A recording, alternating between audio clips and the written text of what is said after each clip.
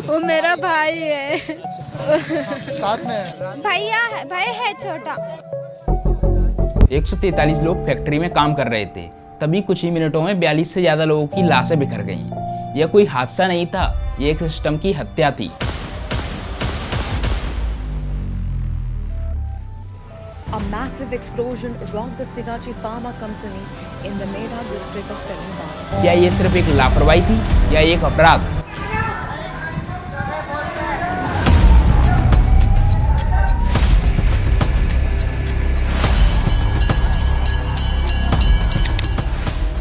क्या आप उस जगह पर काम कर सकते हैं जहां एक गलती आपको जिंदा जला सकती है? तेलंगाना का संगारेड्डी अब सिर्फ एक जिला नहीं बल्कि एक कब्रिस्तान बन गया। मेरा हस्बैंड छोटे लाल सुबह 8 बजे को आया था। हम रोज काम पर जाते हैं ये सोचकर कि लौट आएंगे, लेकिन कुछ कभी नहीं लौटते। 30 जून के एक धमाके ने सब कुछ बदल दिया, लेकिन सवाल ये है ये आग लगी कैसे और इसके पीछे कौन जिम्मेदार है?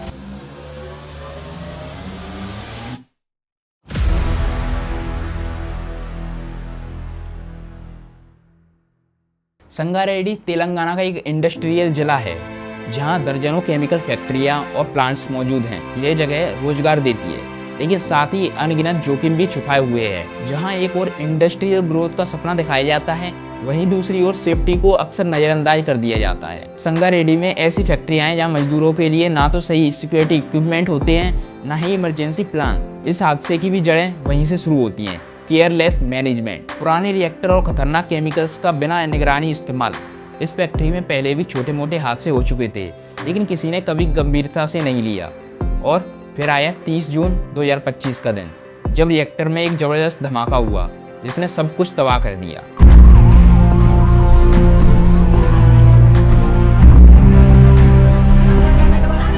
यह कहानी सिर्फ एक फैक्ट्री की नहीं है, यह कहानी हमारे इंडस्ट्रियल सिस्टम की भी है, जहां मजदूर मशीन से कम नहीं समझे जाते। सुबह 9:15 पर एक धमाका सुनाई दिया। ऐसा लगा जैसे आसमान फट गया हो। चंद सेकंड में सब कुछ धुएं में और आग में बदल गया। रिएक्टर के अंदर ज़्यादा टेम्परेचर और प्रेशर की वजह से विस्फोट हुआ। लेकिन सवाल ये है, क्या ये हादसा टाला जा सकता था? 2019 से 2024 के बीच में फैक्ट्री को कम से कम 4 बार सेफ्टी उल्लंघन के लिए नोटिस भेजे गए थे, पर हर बार जुर्माना भरकर मामला को रफा दफा कर दिया गया। हमें मास्क तक नहीं दिया जाता था, गैस लीक हो तो पता भी नहीं चलता था, सब भगवान भरोसे चलता था। ये बात उसी फैक्ट्री के अंदर काम करने वाले एक मजदूर की है।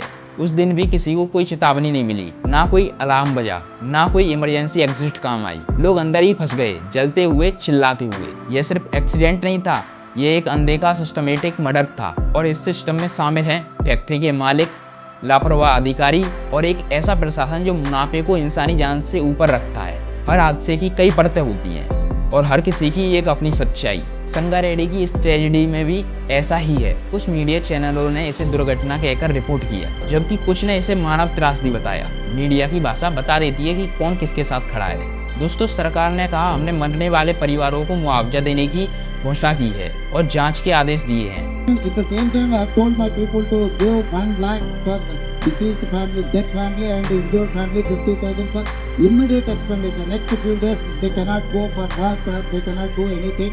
That is why I have told my people to give contingency fund from collector to these deceased families 1 lakh and 50,000. At the same time, I have told my people 1 crore rupees for dead families, 10 lakhs rupees major the accident and limited whatever injuries are there for them also 5 lakh rupees and medical thing government will take care everything.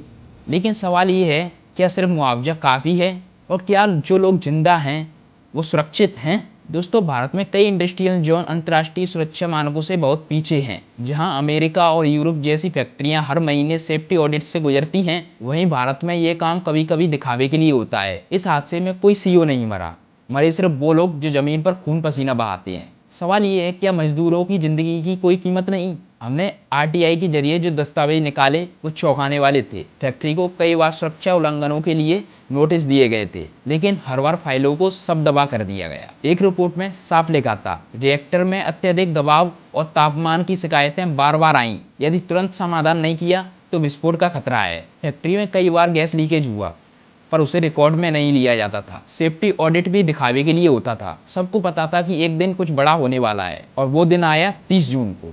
और पहले से इतना सब कुछ पता था तो क्यों कोई नहीं रोक पाया? क्यों कोई अधिकारी सस्पेंड नहीं हुआ? क्यों किसी पर हत्या का मुकदमा नहीं चला? कागजों पर कानून है, जमीन हकीकत में शून्य है और इसी खाई में 40 जिंदगियां समा गईं। ये सिर्फ हादसा नहीं है, ये सिस्टम की कॉल्यूजन का खामियाजा है जो हर मजदूर को एक नंबर मानता है। इंसान नहीं, संख्याओं के पीछे चेहरे होते हैं, उन चेहरों के पीछे कहानियाँ। चलिए ऐसी कुछ कहानियाँ सुनते हैं जो त्रासदी की सबसे बड़ी गवाह हैं। वो मेरा भाई है।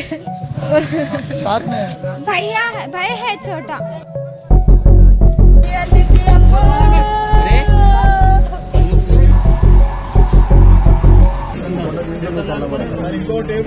Women are very anxious, very angry because they are worried that their loved ones are still inside and they don't know any news of them and why they are not being given access or information. But inside, actually, if you were to see inside, there is still rescue operations that are going on, and therefore the police can do without having this extra responsibility of dealing with the emotions of these women.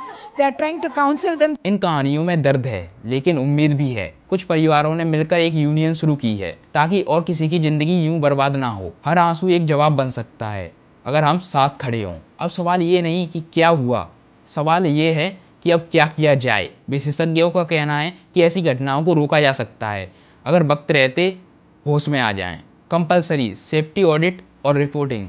Her factory में हर 3 महीने में safety check और public reporting अनिवार्य हो। मजदूरों की union और complement mechanism, जहां मजदूर अपनी चिंता दर्ज कर सकें बिना नौकरी खोने के डर के। भ्रष्ट अधिकारियों पर सख्त कार्रवाई, जुर्माने नहीं बल्कि आपराधिक मुकदमा हो ताकि डर बना रहे। जर्मनी, जापान, स्वीडन जैसे देशों में फैक्ट्री सेफ्टी का स्तर इतना ज़्यादा है कि पिछले 10 साल में ऐसा कोई बड़ा हादसा नहीं हुआ। भारत भी ऐसा बन सकता है अगर राजनीतिक इच्छा शक्ति हो। पीड़ित परिवार सिर्फ मुआवजा नहीं चाहते, वो चाहते हैं इंसाफ और एक ऐसा सिस्टम जो उनकी जान की कदर करे। अब सवाल आता है दोस्तों, आप कैसे हेल्प कर सकते हो? जागरूकता फैलाएं, इस वीडियो को शेयर करें, अपने क्षेत्र के विधायक से जवाब मांगें।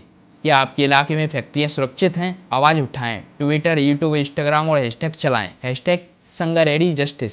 जहां संभव हो वेरीफाइड फंड में सहायता करें। कई सारे NGO पीड़ित परिवारों की मदद कर रहे हैं। जब एक मजदूर मरता है तो सिर्फ एक इंसान नहीं, एक सपना, एक परिवार, एक भविष्य मर जाता है। संगारेड्डी की त्रासदी हमें सिर्फ दर्द नहीं देती, वो हमें चेतावनी देती है कि अगर हमने कुछ नहीं बदला तो अगली त्रासदी बस वक्त की बात है। यह वीडियो किसी को दोषी ठहराने के लिए नहीं है बल्कि एक सवाल उठाने के लिए है, क्या हम बाकी तरक्की कर रहे हैं? आपने ये कहानी सुनी, अब सवाल ये है कि आप इसे दूसरों तक पहुंचाएंगे या ये भी एक और अनसुनी कहानी बनकर रह जाएगी?